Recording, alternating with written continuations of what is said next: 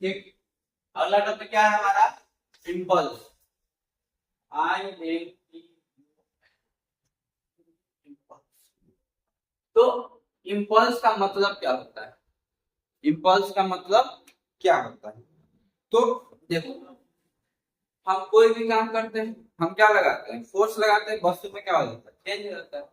यही फोर्स जब छोटे समय के लिए, यही फोर्स जब किस समय के लिए लगे? छोटे समय के लिए, उसी को क्या कहते हैं? इम्पल्स कहते हैं। इम्पल्स को दूसरा भाषा में समझने के लिए वो बात सुनो। जैसे कि मान लो ये, ठीक है, और हम ऐसे फेंके, आंख बंद हुआ, हाँ, हुआ कि नहीं हुआ? या कोई भी करता है ना, ये इम्पल्स बहुत अच्छा है। इम्पल्स करने का मतलब फ्रैक्शन ऑफ टाइम का जो रिएक्शन होता है उसे क्या कहते हैं? इम्पल्स। फ्रैक्शन ऑफ टाइम में जैसे कि कहते हैं स्पाइडरमैन का इम्पल्स बहुत अच्छा है, कहते नहीं कहते?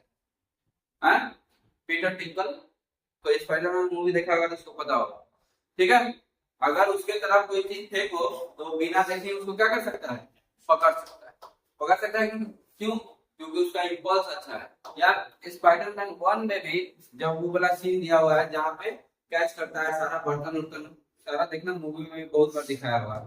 तो उसका मतलब क्या है कि उसका इम्पल्स क्या है? अच्छा। इम्पल्स अच्छा होने का क्या मतलब है कि समय के छोटे से समय में, समय के भी छोटे से पार्ट में वो रिएक्शन दे सकता है। क्या कर सकता है? रिएक्शन दे सकता है, उसी को इम्पल्स कहते हैं। समझ में आया? या फोर्स का, फोर्स जो है किसी वस्तु पे जो फोर्स लगा उसको अगर छोटा सा उसमें तोड़ दे तो वही क्या होता है? इम्पल्स होता है। वही क्या होता है? इम्पल्स होता है। ठीक है, तो देखो इम्पल्स का क्या है? The measure of the action of a large force acting for a duration of time to produce a finite change in the momentum is called impulse. ठीक है, the measure of the action of large force acting for duration of time, यानी कि जो large force है, जो एक बल है किसी वस्तु पे लग रहा है किसी समय के लिए, किसी वस्तु पे लग रहा है किसी समय के लिए, उसी के मेजरमेंट को क्या कहते हैं? इम्पल्स कहते हैं। इसको हम डिनोट कैसे से करते हैं? आई से करते हैं। कैसे से डिनोट करते हैं? आई से। और आई इक्वल टू क्या होता है? तो आई इक्वल टू होता है एवरेज फोर्स। क्या होता है? एवरेज फोर्स गुने समय। एवरेज फोर्स गुने समय। अच्छा, एवरेज फोर्स क्यों लिखे हैं? फोर्स भी तो लिख सकते थे, एवरेज फोर्स क्यों लिखे? जब भी हम किसी वस्तु पर फोर्स लगाते हैं तो कभी जोर से लगाते हैं, कभी धीरे से लगाते हैं, लगाते कि नहीं लगाते हैं? अगर मान लो इसमें हम फोर्स लगाइए, हमसे नहीं हिला तो जोर से खींचेंगे, तो इस सब का हम एवरेज कर लेते हैं। क्या कर लेते हैं? एवरेज कर लेते हैं। और कितने समय के लिए लगा है उस टाइम से क्या कर देते हैं? मल्टीप्लाई कर देते हैं, तो हमको क्या देता है? इम्पल्स देता है। क्या देता है? इम्पल्स। तो यहाँ पे जैसे फोर्स है तो इम्पल्स भी कैसे क्वांटिटी है? सदिश राशि है कि अदिश राशि है? स्केलर है कि वेक्टर है? फोर्स कैसा राशि है?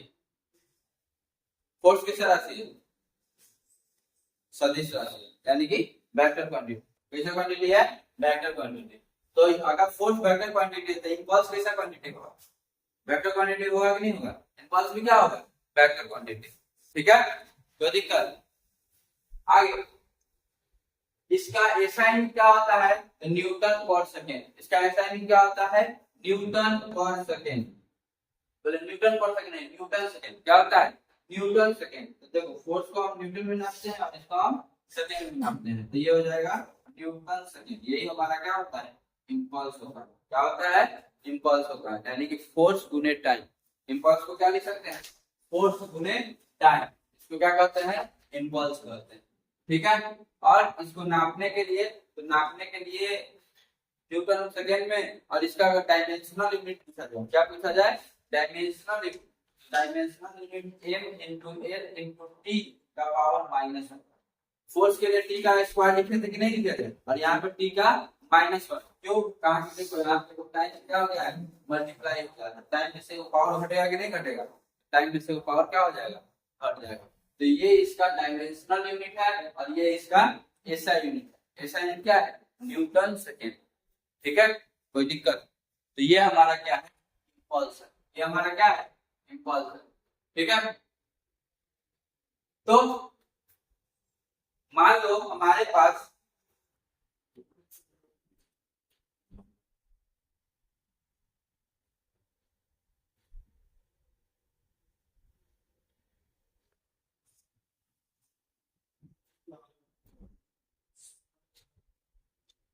हमको क्या पता है I इक्वल टू होता है F into T.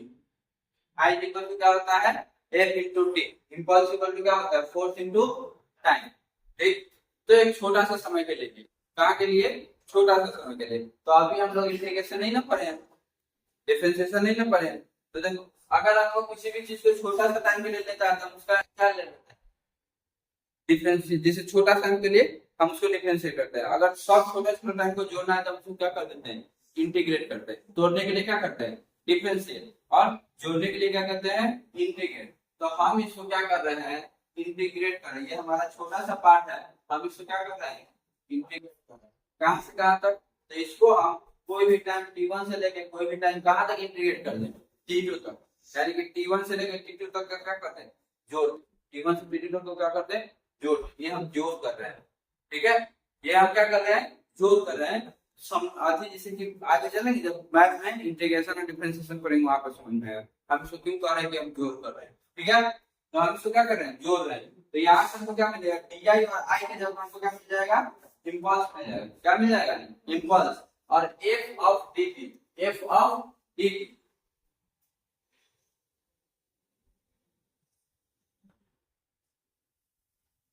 F of dt। तो यहाँ के इसके जगह पे हम क्या लिख सकते हैं t1 से लेके t2 तक f dt, t1 से लेके t2 तक f dt, और dt के जगह पे हमको नहीं लिखना होता है, क्या लिखना होता है t।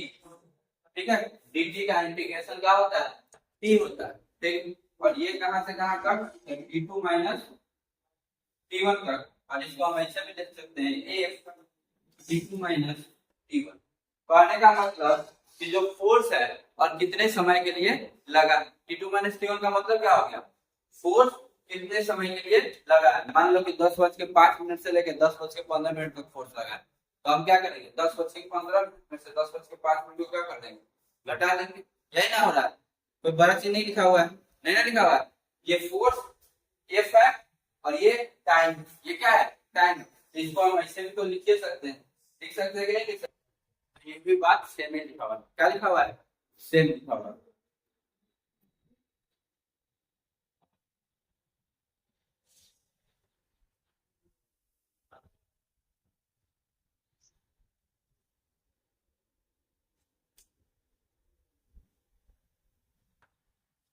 ठीक, और इसी चीज को सही लिखते हुए क्या लिखा हुआ है यहाँ पे एफ एवरेज करके t2 माइनस t1 के जगह पर डेल t लिख जाएगा। क्या लिख दिया डेल t, डेल का मतलब ही होता है चेंज, डेल का मतलब ही क्या होता है चेंज। तो t2 माइनस t1 के जगह क्या लिखे डेल t लिखे।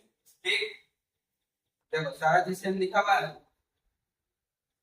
अब हमको पता है according to Newton second law of motion, according to Newton second law of motion. Newton second law of motion क्या था, Newton second law of motion क्या था force equal to mass into acceleration. बताया मैं कि बताया force equal to mass into acceleration, force equal to mass into acceleration. ठीक है, और इसको एक और चीज कहते हैं force is equal to dp by dt। dp क्या है चेंज इन मोमेंट, p को क्या कहते हैं मोमेंटम कहते हैं, p को क्या कहते हैं मोमेंटम। ठीक है, तो यहां से हम क्या कर सकते हैं f dt equal to dp, f dt equal to dp, इसको इधर से इधर कर दिए, यानी कि ये क्या कर दिए क्रॉस मल्टीप्लिकेशन। क्या कर दिए क्रॉस मल्टीप्लिकेशन। ठीक है, अब इसको हम फिर से इंटीग्रेट कर दें, क्या कर दें फिर से इंटीग्रेट, कहां से इसको 0 से d तक कर दें और इसको p1 से p2 तक कर दें। मोमेंटम क्या हुआ है चेंज हुआ है, तो p1 से कहां तक p2 तक कर दें। ठीक है, दोनों साइड क्या कर दिए हम इंटीग्रेट कर दिए। तो यहाँ से इसका इंटीग्रेशन क्या मिलेगा, तो तुमको क्या बताया थोड़ा देर पहले dt के जगह पे क्या मिलेगा t मिलेगा, dt के जगह पे क्या मिलेगा t। ठीक है, ये चीज अभी समझ में नहीं आ रहा है कोई दिक्कत नहीं है, सिर्फ नोट कर लो, क्या कर लो नोट कर लो, जब पढ़ाई होगा तो समझ में खुद आने लगेगा। ठीक है, और जब इसको इंटीग्रेट किया तो यहाँ पे क्या दे देगा p2 माइनस p1, क्या दे देगा p2 माइनस p1, और p2 माइनस p1 क्या है तुम्हें बताओ चेंज इन p है, चेंज इन p यानी कि change in momentum, change in momentum. ठीक है, ये क्या है हमारा चेंज इन मोमेंटम। तो देखो ft है यहाँ क्या है f गुने t, और ये बराबर किसका है चेंज इन मोमेंटम के, यानी कि p2 माइनस p1 के, और इसी को भी इम्पल्स करते हैं। दोनों तरीका क्या कर रहा है, देखो कह क्या रहा है, लिखा क्या हुआ है दोनों में सेम चीज समझे आप। जैसे कि मान लो एक वस्तु मूव कर रहा है, ये वस्तु क्या कर रहा है, मूव कर रहा है, तो इसके अंदर मोमेंटम है, ये मोमेंटम है ना, जब मूव करता है कोई वस्तु मूव करता है तो उसके अंदर क्या आता है, मोमेंटम आता है। अगर इसके मोमेंटम में कोई हम चेंज किए तो इसके मोमेंटम में चेंज करने के लिए हमको अपने शरीर से इसमें क्या लगाना पड़ा, फोर्स लगाना पड़ा, बल लगाना पड़ा। तो हमें बल कितना लगा है कैसे कैलकुलेट करेंगे, तो उसके लिए यही फॉर्मूला है, ये चीज समझना है। अगर हम कोई वस्तु चल रहा था या रुका हुआ था और हम उसको फोर्स लगा के चला दिए हैं तो उसमें हम कितना फोर्स लगाए हैं वो कैलकुलेट करना है। तो हम ये वाला चीज फॉर्मूला लगाए कि नहीं लगाए, कि पहले क्या था अब भी कहाँ है और इसको इतना आने के समय कितना लगा, तो हम बता देंगे उसको फोर्स कितना लगा। ये चीज समझ में आया। तो ये चीज करने के लिए हमारे पास क्या फॉर्मूला है, ये चीज करने के लिए हमारे पास फॉर्मूला है F into T is equal to P2 minus P1। ठीक है, ये चीज समझ में आया। और फोर्स इक्वल टू क्या होता है, मास इनटू एक्सीलरेशन होता है। फोर्स इक्वल टू क्या होता है, मास इनटू एक्सीलरेशन। टाइम का टाइम हमारे पास रहते हैं इनटू माइनस v। ठीक है, कोई दिक्कत नहीं। देख तो अब हम क्या क्या पता लगा सकते हैं, अब हम लगा सकते हैं कि मान लो कोई भी वस्तु को चलाए हैं, कोई वस्तु को क्या किए चलाए हैं, तो चला है, क्या हुआ है चला है, तो कितना समय लगा है चलने में, उसका मास क्या था, अगर ये सब हमको क्या रहे पता रहे, और कितना मोमेंटम में चेंज हुआ है, कितना मोमेंटम में चेंज हुआ है, तो उसमें कितना फोर्स लगा है, तो हम क्या कर सकते हैं निकाल सकते हैं। ठीक आया समझ में। जैसे कि मान लो तुम गाड़ी चालू किए, क्या किए गाड़ी चालू किए, गाड़ी रुका हुआ था और तुम एक्सीलेटर लिए, गाड़ी चलने लगा, तो एक्सीलेटर लेने से तुमको कितना फोर्स लगा है वो भी तुम क्या कर सकते हो कैलकुलेट कर सकते हो। क्या कर सकते हो कैलकुलेट कर सकते हो।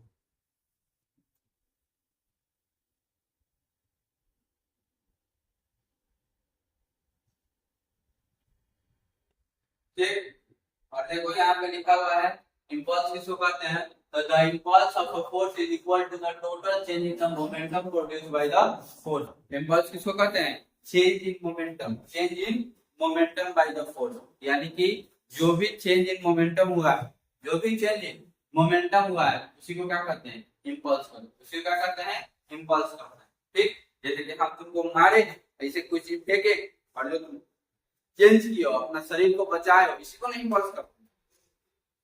तो नॉर्मल भाषा में भी सही हो रहा है कि नहीं हो रहा है, इम्पल्स किसको कहते हैं, तुम्हारे अंदर जो चेंज हुआ है उसको क्या कहते हैं इम्पल्स कहते हैं। चेंज इन मोमेंटम को ही क्या कहते हैं इम्पल्स कहते हैं। एक लाइन में याद रहेगा, मोमेंटम को चेंज को ही क्या कहते हैं इम्पल्स कहते हैं। क्या कहते हैं मोमेंटम को चेंज को ही क्या कहते हैं इम्पल्स कहते हैं।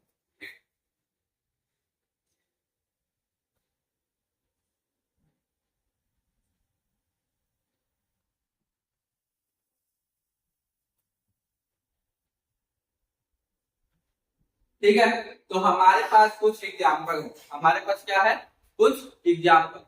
पहला एग्जाम्पल हमारे पास है, क्या एग्जाम्पल है कि अगर हम किसी वस्तु को फेंकते हैं, किसी वस्तु को क्या करते हैं फेंकते हैं, तो हमारे पास वापस आ जाता है कैसे, जैसे जो बॉल है, अगर हम बॉल को दीवार पर फेंकें, बॉल को कहाँ फेंकें दीवार पे, तो बॉल को अगर हम दीवार पे फेंक दें तो हमारे पास क्या आ जाता है वापस आ जाता है। कैसे आ जाता है बताओ।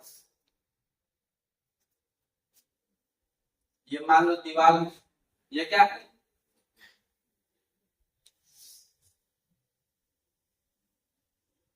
ये हमारा दीवार है, और एक बॉल को हम इस पे क्या करते हैं फेंकते हैं, क्या करते हैं फेंकते हैं, बॉल को इसमें फेंकते हैं तो बॉल इस पर से रिटर्न आ जाता है, क्या जाता है रिटर्न आ जाता है। कैसे, तो देखो बॉल के पास मास है, बॉल के पास, और बॉल को हम फेंके हैं जिसमें वेलोसिटी है, बॉल यहाँ से यहाँ है, बॉल यहाँ से यहाँ है और इस पर टकराया, इस पर क्या हुआ टकराया। सोचो, अपने आप को थोड़ा देर के लिए रोको और उस समय देखो जिस समय बॉल टकरा रहा, जिस समय बॉल टकरा रहा, तो जैसे बॉल जिस समय टकरा रहा है उस समय इसका स्पीड क्या हो जाएगा जीरो, स्पीड क्या हो जाएगा जीरो होगा। देखो इसके पास स्पीड था v और यहाँ पे मास इनटू वेलोसिटी, इसके पास स्पीड जीरो, इसके पास स्पीड क्या हो गया, जीरो हो गया। तो यहाँ पे v था और यहाँ पे जीरो हो गया, मतलब कि चेंज इन मोमेंटम हुआ है कि नहीं हुआ है, इसी को हम मोमेंटम कहते हैं, इसी को क्या कहते हैं, मोमेंटम। तो ये हमारा v1 है और ये हमारा क्या है, v2 है, ठीक है। तो ये यहाँ से ध्यान दो सब, यहाँ ये यहाँ से यहाँ टकराया, तो इसके पास कुछ वेलोसिटी था और ये अपना वेलोसिटी को क्या किया है, चेंज किया है। तो इसी को क्या कहते हैं, चेंज इन मोमेंटम। मोमेंटम में चेंज हुआ कि नहीं हुआ, पहले मोमेंटम क्या था, mv, अगर ये जीरो हो जाएगा तो इसका मोमेंटम अब क्या हो जाएगा, जीरो हो जाएगा। और इतना ही मोमेंटम से क्या किया अपने आप चेंज किया, क्या किया है, चेंज किया। तो इसी को तो इंपल्स करते हैं, चेंज इन मोमेंटम को इनको क्या करते हैं, इंपल्स। और इंपल्स एक तरीके का क्या है, फोर्स, क्या है इंपल्स, क्या है फोर्स इनटू टाइम। इंपल्स को और क्या कहते हैं, फोर्स इनटू टाइम। और जो फोर्स और टाइम यहाँ पे लगा तो इसी के कारण से ये बाउंस बैक होगा कि नहीं होगा, क्यों, क्योंकि उस बॉल के पास फोर्स आ गया। बॉल में क्या है, जो चेंज इन मोमेंटम के कारण दीवार पर टकराया, उसमें जो मोमेंटम उसके अंदर कुछ एनर्जी क्या हो गया है, स्टोर हो गया है, फिर क्या हो जाएगा यहाँ से बैक, क्या हो जाएगा, बैक हो जाएगा। अगर ऐसा नहीं होता है तो बॉल वहीं पे गिर जाता है। जैसे कि किस केस में, तो देखो जब वो रबर का बॉल आता है तभी वापस आता है, अगर पत्थर फेंकोगे तो वापस आएगा, नहीं आएगा। क्यों, क्योंकि वो मोमेंटम अपना अंदर नहीं एब्जॉर्ब करके रखा। रबर ही मोमेंटम अपने अंदर क्या करके रखता है, एब्जॉर्ब करके रखता है, उस एनर्जी को बचा लेता है, उसको बैक हो जाता है। अगर हम पत्थर फेंकते हैं तो पत्थर रिटर्न नहीं आता है, क्यों, क्योंकि लॉस हो जाता है एनर्जी, एनर्जी क्या हो जाता है, लॉस हो जाता है, इसीलिए वापस नहीं आ पाता। दूसरा एग्जांपल है, an athlete is advised to stop slowly after the finishing the fast race।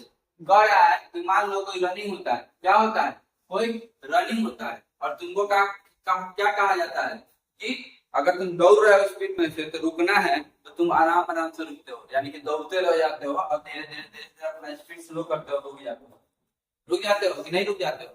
अगर ऐसा ना करो, तुम एकदम स्पीड में दौड़ते आओ, एक में खड़ा हो जाओ, क्या पॉसिबल है, नहीं पॉसिबल है। तुम क्या हो जाओगे, गिर जाओगे, क्या हो जाओगे, गिर जाओगे। बता तो पीछे भूखा के धकला है, नहीं ना, क्यों गिरे, फोर्स के कारण। क्यों गिरे हो, फोर्स के कारण। यानी कि तुम जब दौड़ रहे थे तो मान लेते तुम्हारा स्पीड क्या था, v1, ठीक है, तुम्हारा कोई मास है तो तुम्हारे अंदर मोमेंटम आ गया, तुम्हारे अंदर क्या आ गया, मोमेंटम आ गया। अब तुमको रुकना है, तुमको रुकना है तो अपना स्पीड क्या करना होगा, जीरो, क्या करना होगा, जीरो करना होगा कि नहीं करना होगा। अब तुम दौड़ते आए और एक जगह क्या होगा, खड़ा होगा, फट से क्या हो जाओगे, गिर जाओगे। गिरोगे कि नहीं गिरोगे, गिर जाओगे। अगर इसी को अगर तुमको नहीं करना है तो स्पीड को क्या करना, धीरे धीरे धीरे धीरे धीरे धीरे क्या करना होता है, स्लो करना होता है, तब जाके जीरो हो गए तो तुम नहीं गिरोगे। बात पता है कि नहीं पता। तो गाड़ी पर से सबको गिरते देखे हो, देखे हो कि नहीं देखे, जरूर देखे हो। चलता गाड़ी पर से अगर कोई उतरता है और वहीं पे खड़ा हो जाता है तो क्या हो जाता है, गिर जाता है। क्यों गिर जाता है, क्या उसको वहां पे भी भूत आता है क्या, नहीं आता। किसके कारण से, फोर्स के कारण से। किसके कारण से, चलता गाड़ी में तुम ब्रेक मारते हो गाड़ी से चल जाता है, क्यों से चल जाता है, फोर्स के कारण से। और ये कैसा फोर्स है, यही चेंज इन मोमेंटम के कारण, चेंज इन मोमेंटम के कारण तुम्हारे अंदर क्या आया, फोर्स है। वही गाड़ी अगर धीरे धीरे ब्रेक मार के रोको तो रुकेगा, गिरेगा नहीं। लेकिन अगर स्पीड में चल रहा है, क्या में चल रहा है, स्पीड में चल रहा है और तुम ब्रेक मार दियो तो क्या हो जाओगे, गिर जाओगे नहीं गिर जाओगे, ठीक है। तो अच्छा, वो जो फोर्स होता है थोड़ा देर के लिए लगता है, थोड़ी देर के लिए लगता है, ज्यादा देर के लिए लगता है, नहीं लगता। अरे आगे, a cricket player lower his hand while catching the ball। अच्छा, जब तुम बॉल बैट खेले हुए, बैट बॉल, तो जब कैच आता है, देखना कोनो लेगा ना, ऐसे में कर ले तो ऐसे करता है तो गेंद गिरेगा, कहीं क्या हो जाएगा, हाथ में से खुद उग जाएगा। ऐसे करके करेगा तो गिरेगा, खुद उग जाएगा। जो भी एक्सपीरियंस प्लेयर होगा, देखना बॉल आएगा तो दौड़ के बॉल के पास जाएगा, उसको कैच करेगा और पीछे की तरफ खींचेगा हाथ। किसके तरफ खींचेगा, पीछे की तरफ। क्यों ऐसा करता है, जब बॉल में कुछ मोमेंटम है, बॉल में क्या है, कुछ मोमेंटम है जिससे बॉल आ रहा है, ठीक है। हालांकि बॉल के पास मास है और किसी न किसी स्पीड से आ रहा है, तो उसके पास क्या है, मोमेंटम है। और जैसे ही तुम्हारे हाथ में आया, तुम अपना हाथ ऐसे ही रखोगे, हिलाओगे नहीं, तो वो क्या करेगा, जंप कर जाएगा। क्या करेगा, जंप कर जाएगा। और जैसे तुम कैच किए और उसको अगर वही मोमेंटम को तुम थोड़ा देर के लिए कंटिन्यू करते हो, उसके बाद रोक देते हो, तो तुम्हारे हाथ में वो क्या हो जाएगा, चपक जाएगा। क्यों, क्योंकि तुम उसका मोमेंटम अपने हाथ में क्या कर लियो, ऑब्जॉर्व कर लियो। क्या कर लियो, ऑब्जॉर्व कर लियो। इसीलिए कैच में जो दौड़ के जो कैच करने वाला आता है उसका लेकर बैठ जाता है, वो कैच पकड़ाता है, और जो एकदम फास्ट आता है चटाक से कैच आता है, इसमें सर से रिएक्शन करना होता है, तो उसमें क्या होता है, कैच छूटने का ज्यादा चांस रहता है। और इसीलिए कीपर के पास ग्लव्स होता है। क्या होता है, कीपर के पास ग्लव्स होता है। क्यों, क्योंकि कीपर सबसे करीब होता है और उसका रिएक्शन बहुत कम समय में देना होता है। कोई भी बॉल अगर बैट्समैन के हाथ से छूटा है तो उसका रिएक्शन क्या होगा, बहुत ही कम समय में। और हर बार वो अपना हाथ पीछे नहीं ले जा सकता है, हाथ को पीछे नहीं ले जा सकता है, और उससे कैच बहुत क्या होगा, छूटेगा। तो उसको ग्लव्स किया जाता है, उस ग्लव्स में रबर पैड होता है। क्या होता है, रबर पैड। तो जो भी बॉल आया है तो जो टकराएगा तो वो बाउंस बैक ना हो जाए, उसका मोमेंटम उसी में क्या हो जाए, काइनेटिक एनर्जी उसमें क्या हो जाए, ऑब्जॉर्व हो जाए। क्या हो जाएगा, ऑब्जॉर्व हो जाएगा, और आराम से ग्लव्स में बैठ जाएगा, चिपक जाएगा ग्लव्स में, तो रुकेगा नहीं, तो ग्लव्स से क्या हो जाएगा, भाग जाएंगे। ठीक है,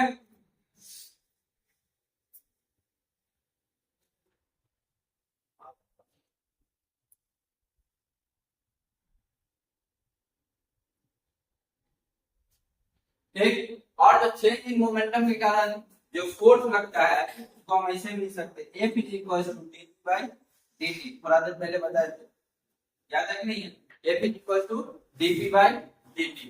ठीक, चलो ये क्वेश्चन है हम लोग के पास। क्वेश्चन क्या है,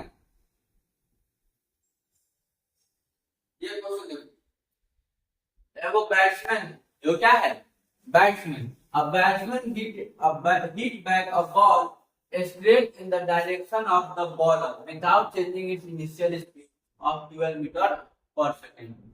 If the mass of the ball is determine the impulse impact to the ball. यानी कि एक बॉलर है जो 12 मीटर पर सेकंड स्पीड से बॉल फेंका है। कितने के स्पीड से फेंका है, 12 मीटर पर सेकंड स्पीड से फेंका है, और बैट्समैन भी उस बॉल को उसी स्पीड से वापस कर दिया है। समझ में आया, बॉल ठीक है, देख लो ध्यान से, जो भी हिंदी मीडियम का देखा है खाली समझ लो, क्वेश्चन समझाने के बाद तो बना ही सकते हो ना जी।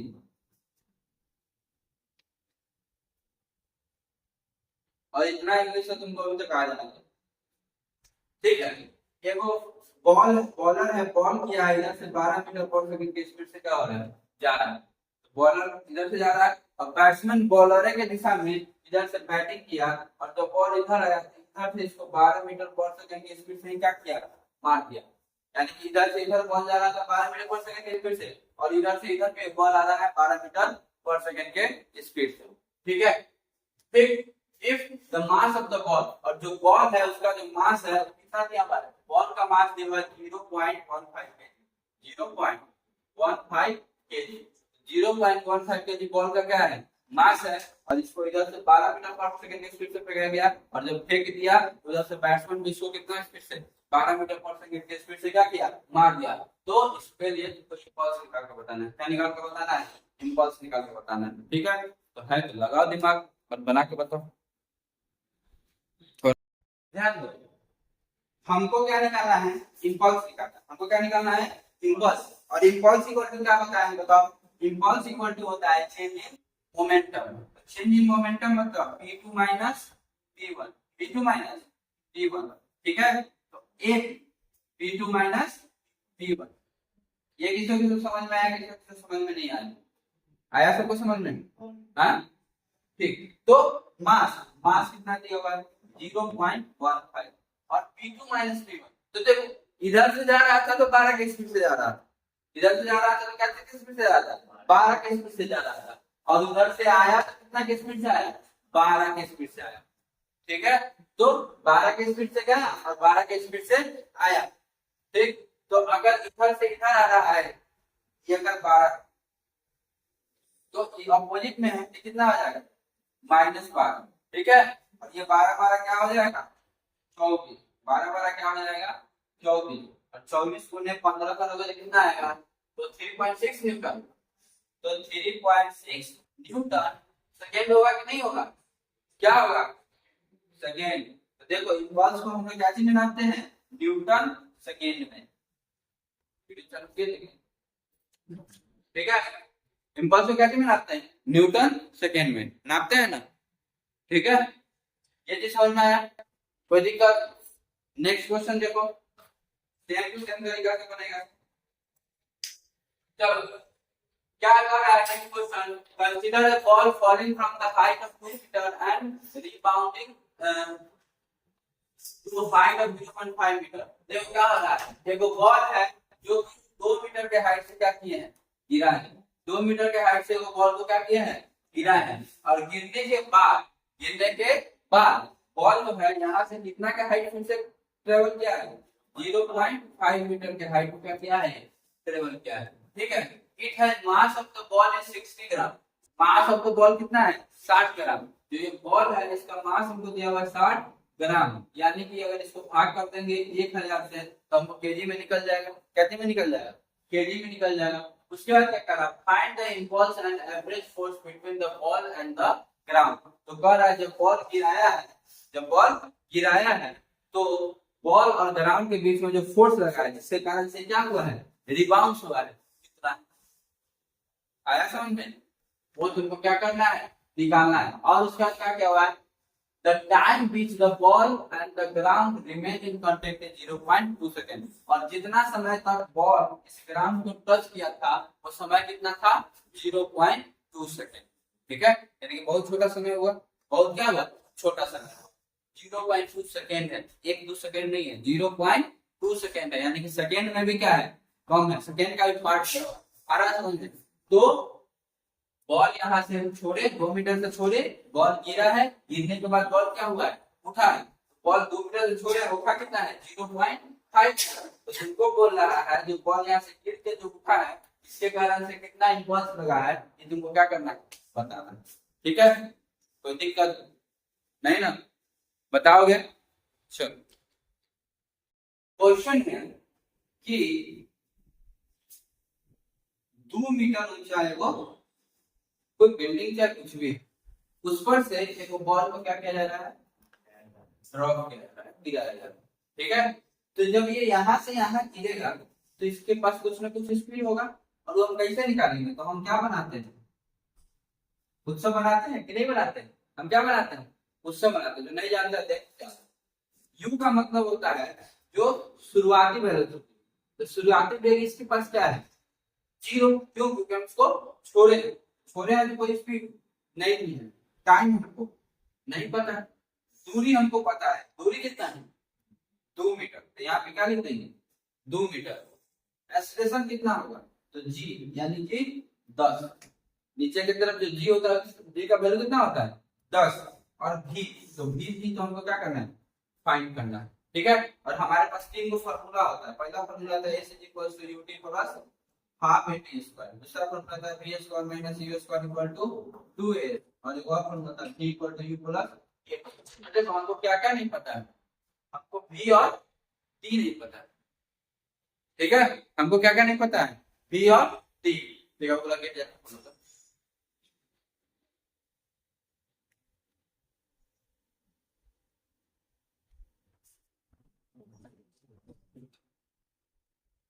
फॉल के पीछे उधर के साथ धक्का लेना, धीरे से धक्का दो।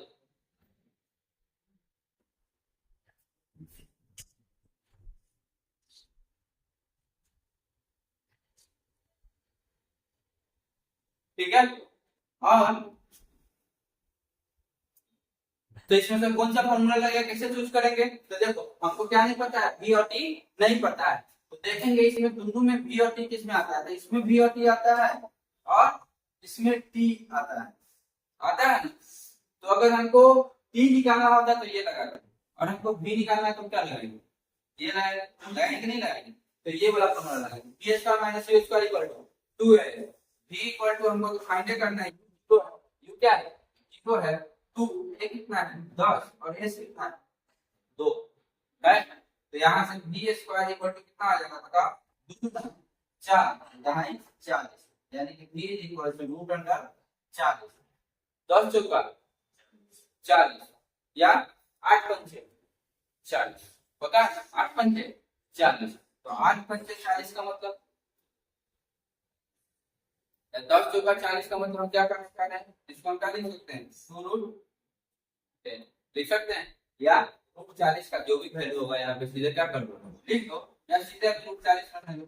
ज्यादा मल्टीप्लिकेशन करके कुछ फायदा है नहीं है। तो √40 मीटर पर सेकेंड, ये हमारा कौन सा, जब वस्तु यहाँ से यहाँ गिरा है, मतलब कि उसके पास मोमेंटम अगर इसका निकालना, इसका क्या निकालना हो, मोमेंटम निकालना हो, तो इसके पास मोमेंटम कितना आएगा, तो p1 लिखो, कितना होगा बताओ, स्पीड कितना है, √40 है, और मास कितना है, बोलो वस्तु का मास क्या होता है, कितना, 60 ग्राम, कितना ग्राम, 60 ग्राम। इसको कैसे में बदल देंगे, केजी में, 0 से 0 खत्म हो जाएगा, ठीक है।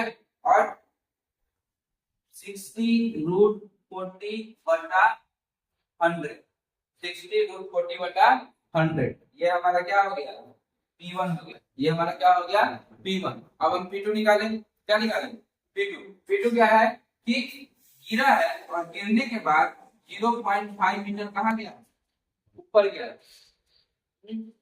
तो जब यहाँ पे रहा हो, कहाँ पे, यहाँ पे रहा होगा, तभी ना इसके पास स्पीड रहा होगा, और जब यहाँ से रुक गया तो स्पीड इसका क्या हो गया होगा, फिर से इसके लिए उत्सव बना देंगे, बनाएंगे नहीं बनाएंगे, बनाएंगे। क्यों, क्या पता नहीं पता, ठीक है, हमको नहीं पता, एस हमको 0.5 मीटर पता है, ए हमको पता है ऊपर की तरफ कितना होगा -10, और डी हमको भी पता है कितना, 0, भी कितना है 0। क्यों, क्योंकि वस्तु यहाँ से गिरा है और यहाँ जाकर रुका है, मतलब वहां पे इसका स्पीड क्या हो गया होगा, खत्म हो गया होगा, तभी तो जाकर रुका है। अगर स्पीड नहीं खत्म होता तो जाता कि नहीं होता ऊपर, ठीक है, ये समझ में। अब फिर से यही कलर फॉर्मूला लगेगा, और फिर यहाँ पे हम फॉर्मूला लगाएंगे b² - q² = 2a लगाएंगे। और फिर से देखो b क्या है हमारे पास, b क्या है 0, u है -u², 2 - 10 इंटू s 0.5 है ना। तो ये माइनस से माइनस खत्म हो जाएगा, दोनों तरफ का माइनस खत्म, तो u² इक्वल टू क्या आया हमारे पास, तो u² इक्वल टू आया, यहाँ से 10 से 10 खत्म हो जाएगा, 5 दूना 10, तो u² इक्वल टू कितना आया 10, यानी कि u equal to √10, u equal to √10। और अगर हमको p2 निकालना है, यानी कि मोमेंटम निकालना है, क्या निकालना है, मोमेंटम, तो मोमेंटम इक्वल टू क्या होगा, मास, मास कितना था, 60 ग्राम, तो 60/100 गुने √10, 0 से 0 क्या हो जाएगा, खत्म, यानी कि 6√10/10, ये हमारा क्या आ जाएगा, P2, क्या आ जाएगा, P2, ठीक है।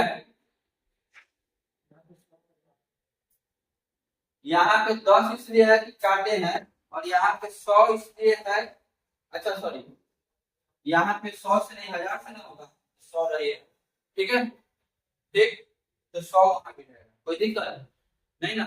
अब P1 और P2 आ गया हमारे पास, क्या आ गया, P1 और P2, ठीक। तो अब हमको क्या निकालना है, इंपल्स निकालना है ना, क्या निकालना है, इंपल्स। तो पहला हमारे पास ये P1 पता है, दूसरा हमारे पास P2 पता है, अब हमको क्या चाहिए, इंपल्स। तो इंपल्स को I से डिनोट करते हैं, और इंपल्स इक्वल टू क्या होता है, मास into change in momentum, mass into change in momentum, ठीक है। या क्या चेंज इन मोमेंटम बोल, अगर हम मोमेंटम निकालते हैं तो मोमेंटम निकालने से क्या आ जाएगा, -1। अगर मोमेंटम नहीं निकाल रहे होते तो mass into change in velocity लिखते कि नहीं लिखते, तो यहाँ मास I = P1, तो P2 हमारे पास कितना है, 6√10/100, ठीक है। और ये देखो दोनों अपोजिट डायरेक्शन में है कि नहीं है, दोनों किस डायरेक्शन में है, अपोजिट डायरेक्शन में। अगर उल्टा डायरेक्शन में होता है तो घटता है कि जुड़ जाता है, जुड़ जाता है। अगर उल्टा डायरेक्शन में, अभी देखा था बॉल वाला केस में भी जुड़ा था कि नहीं जुड़ा था, अगर उल्टा डायरेक्शन में हो तो क्या हो जाएगा, जुड़ जाएगा। क्यों, क्योंकि वो प्लस होगा, वो माइनस होगा, उसको माइनस कर रहा है तो माइनस माइनस क्या हो जाएगा, प्लस हो जाएगा, तो यहाँ पे क्या हो जाएगा, ये जुड़ जाएगा, और जुड़ के क्या दे देगा यहाँ से, रूट 6 रूट 40 बटा 100 दे देगा। और दोनों में आप देखो क्या कॉमन है, तो 6/100 दोनों में क्या है, कॉमन कॉमन है, और जोड़ना किसको है, तो root under 10 plus root under 40 हमको क्या कर देना है, जोड़ देना है। ठीक है, आंसर देखो इसका कितना है, जल्दी करो, वहां से तुम अपना, ठीक है, बनाएगा तो ये सॉल्व करने के बाद कितना आएगा, 0.56 न्यूटन पर सेकेंड, पहले न्यूटन सेकेंड पर सेकेंड, तो न्यूटन सेकेंड, ये तुम्हारा क्या आ जाएगा, इंपल्स आ जाएगा, क्या आ जाएगा, इंपल्स। ठीक है, अगर हमको यहीं पे फोर्स निकालना हो जाए, क्या निकालना हो जाएगा, फोर्स, तो फोर्स इक्वल टू क्या हो जाएगा बताओ, तो फोर्स इक्वल टू होता है इंपल्स बटा समय, यही ना होता है, फोर्स इक्वल टू क्या होता है, इंपल्स बटा समय, इंपल्स कितना है 0.56, और इसको समय कितना लगा था, याद करो 0.2 सेकेंड, 0.2 सेकेंड, तो यहाँ पे 0.2, ठीक है 0.2, अब तुमको भाग करने आता है 0.2 से 0.56 करो, तो इसको यहाँ पे अपने से 0 दे दो, दोनों तरफ का ये क्या कर दो, खत्म कर दो। ठीक है, और 20 भागे कितना होगा 56, तो 56 कितना में कम करते हैं, 2 से, 2 दो ना 4 8 16 28, कितना आएगा 2.8, कितना आएगा 2.8 न्यूटन, तो तुम्हारा जो फोर्स है वो कितना न्यूटन का है, 2.8 न्यूटन का फोर्स है, जो कि उस बॉल पे लगा है, बॉल पे लगा है, किस पे लगा है, बॉल पे लगा है, जब कहाँ टकराया है, जमीन से टकराया। अब ये कंसेप्ट क्लियर हो रहा है कि नहीं हो रहा है, हाँ? हो रहा है, कंसेप्ट क्लियर हो रहा है कि नहीं, नहीं, हाँ?